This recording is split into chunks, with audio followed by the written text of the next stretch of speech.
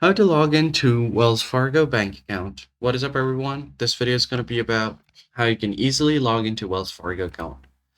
First thing first, open up your Google Chrome and then go to the search bar. Simply search for Wells Fargo login. Hit enter. Now, and the first thing you'll see is Wells Fargo's official website. So go ahead and open it up. And once you open up the website, you have an option called sign on. So you can just go ahead and enter your username here. Once you do that, you could just enter your password. And if you want the browser to remember your username, you can just go ahead and turn this option on. So just go ahead and check the box right below that says save username. If you do this, you don't have to log in or enter your username every time you're trying to sign in. So once you do that, just click on sign on.